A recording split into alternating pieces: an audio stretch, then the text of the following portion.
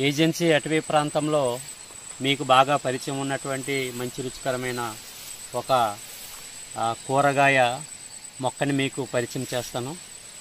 ఆ మొక్క పేరే బోడ కాకర లేదా మా ప్రాంతీయంగా అయితే అంగాకర అని మేము పిలుస్తూ ఉంటాము.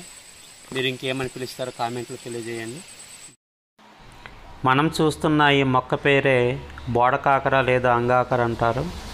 ఇది నేలపైన, ఎండిపోయిన కొమ్మలపైన, చెట్టు మొదళ్ళపైన ప్రాకుతుంది. బోడ కాకర అనేది సాధారణంగా అటవీ ప్రాంతంలో సహజంగా అది మొలుస్తూ ఉంటుంది.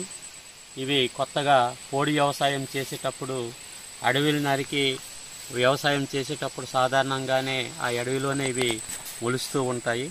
ఇవి కొంతమంది ఆదాయ వనరుగా మలుచుకొని మొక్కల్ని ఉడిసి యాజమాన్యం చేస్తూ ఉంటారు. మొక్కల ద్వారా ఇవి ఉత్పత్తి అంటే మొక్కలు పుడుతూ ఉంటాయి. లేదంటే ఆ మొక్క లోపల మొదల్లో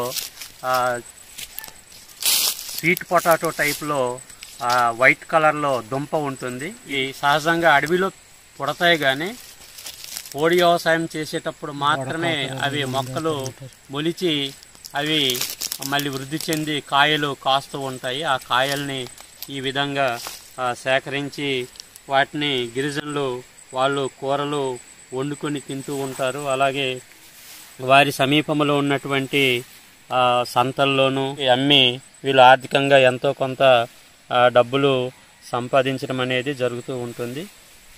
ఇవి చాలా టేస్ట్గాను ఉంటాయి. ఇవి ఎటువంటి ఎరువులతో కానీ అలాగే ఫెర్టిలైజర్స్, పెస్టిసైడ్స్, పురుగు మందులు, ఎటువంటి రసాయనిక ఎరువులు, పురుగు మందులు వాడకుండా ఇవి సహజంగానే పెరుగుతూ ఉంటాయి. ఇవి చాలా మంచి టేస్ట్ కలిగి ఉంటాయి.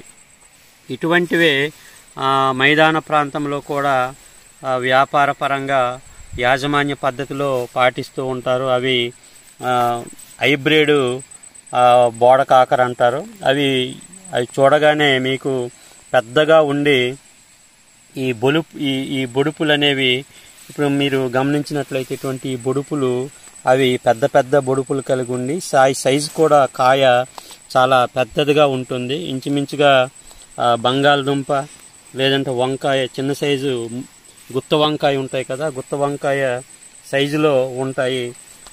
వాటిని మనము ఈజీగా పోల్చుకోవచ్చు. అటువంటి ఈ ముళ్ళులా ఉన్నాయి కదా, ఇవి చాలా పెద్దగా ఉంటాయి. వాటిని బట్టి మనము పోల్చొచ్చు. అయితే అవి సైజుకి పెద్దగా ఉంటాయి, కానీ వీటితో రుచికి మాత్రము అవి కనీసం ఒక సగం, ఒక 50% కూడా వీటితో వాటిని పోల్చలేము.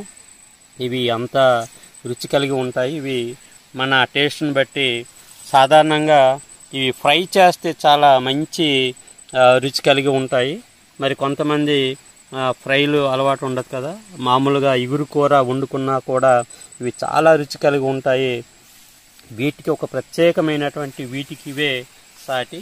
ఇవి ఇటువంటి ఆర్గానిక్ పద్ధతిలో గిరిజన ప్రాంతంలో పండినటువంటి ఈ పంటలను, ఇటువంటి ఉత్పత్తులను, ఆహార పదార్థాలను మనము సాధ్యమైనంత వరకు మనకి లభించినట్లయితే మనము ఇవి కొనుక్కొని తినడం వల్ల మన ఆరోగ్యము మనం పెంచుకునేందుకు, మన ఇమ్యూనైజేషన్ పెంచుకునేందుకు ఇవి ఎంతగానో దోహదపడతాయి.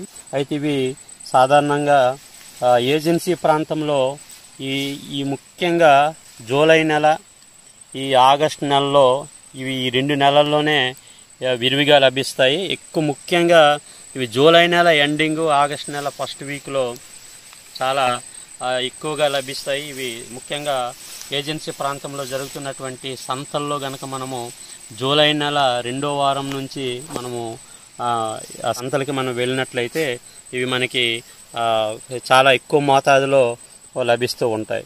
ఈ ముఖ్యంగా ఇవి ఈ అడవిలో పండినా సరే సాధారణంగా అడవిలో సహజంగా పెద్ద పెద్ద దట్టమైన అడవుల్లో పెరగవు. అడవిలో ఈ మొక్కలు ఉంటాయి, కానీ అది ఎప్పుడైతే గిరిజనులు పోడి వ్యవసాయంలో భాగంగా ఆ అడవిని చెట్లను నరికివేసి కాల్చి వారు కందులు కానీ, ఈ దీర్ఘకాలమైనటువంటి జీడి మొక్కలు కానీ, జొన్నలు, ఈ వగైరా వాళ్ళు మిక్స్డ్ వ్యవసాయం చేసేటప్పుడు భాగంగా ఈ మొక్కలు మొలుస్తూ ఉంటాయి. ఆ మొలడంలో అప్పుడు గిరిజనులు ఈ మొక్కల్ని రక్షించుకొని వీటికి తుప్పలు తీయటము, కలుపు తీయటము చేస్తూ ఉంటారు. కానీ వీటికి ఎటువంటి పురుగు మందులు కొట్టడం కానీ, ఎరువులు వేయడం కానీ, కనీసము ఆవు పేడ కూడా సాధారణంగా గిరిజన ప్రాంతంలో వ్యవసాయానికి ఆవు పేడ, గొర్రెల గత్తము ఈ మొక్కలకి ఎరువులుగా వేస్తూ ఉంటారు. అవి కూడా ఇవి కంప్లీట్గా ఎటువంటి బయట నుంచి ఎరువులు వేయడం కానీ ఏమీ ఉండదు.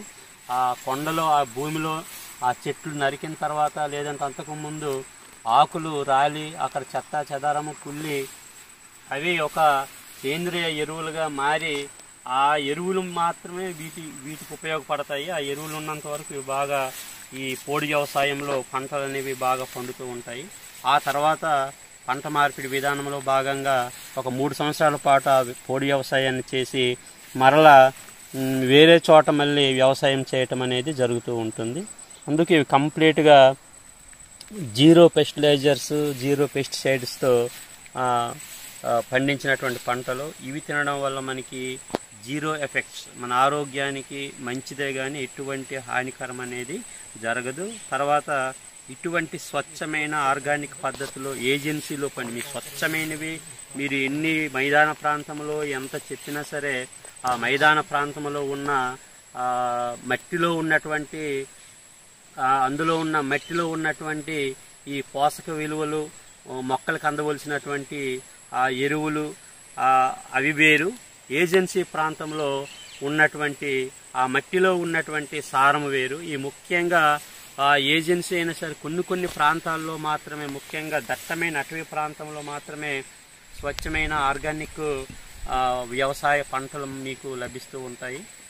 అందుకు ఇటువంటి ఈ ఆహార పదార్థాలు కోరుకునే వాళ్ళు ఏ సీజన్లో ఏవి దొరుకుతున్నాయి అనేది ముఖ్యంగా ఏజెన్సీ ప్రాంతంలో జరుగుతున్నటువంటి వారానికి ఒకసారి సంతలు జరుగుతూ ఉంటాయి. ఆ సంతలకు గనక మనము వెళ్ళినట్లయితే మనం ఎక్కడికి తిరగకుండా గ్రామాలకి వెళ్ళేటప్పుడు ఒక్కొక్క గ్రామంలో ఇవి లభిస్తాయి, ఒక్కొక్క గ్రామం లభించవు. తర్వాత వెళ్ళినా కూడా ఇవి వాళ్ళు ఎప్పుడైతే ఇవి పక్వానికి వస్తాయో, బాగా ముదురుతాయి, ఆ టైంలోనే వీటిని సేకరిస్తారు. మనం వెళ్ళినంత మాత్రాన మనకి లభించవు. మనకి లభించాలంటే ఏజెన్సీ ప్రాంతంలో జరుగుతున్నటువంటి సంతలకు వెళ్ళినట్లయితే అక్కడ అనేక గ్రామాల నుంచి వారి యొక్క అటవీ ఉత్పత్తుల్ని తెచ్చి అమ్ముతూ ఉంటారు. కాబట్టి ఆ ఉత్పత్తులను మనము ఒకే చోట మనము కొనుక్కొని వీటిని పొందేందుకు అవకాశము ఏర్పడుతుంది. ఈ వీడియో మీకు నచ్చినట్లయితే తప్పకుండా ఛానల్ని సబ్స్క్రైబ్ చేయండి, షేర్ చేయండి, మీ అభిప్రాయాన్ని కామెంట్లో తెలియజేయండి.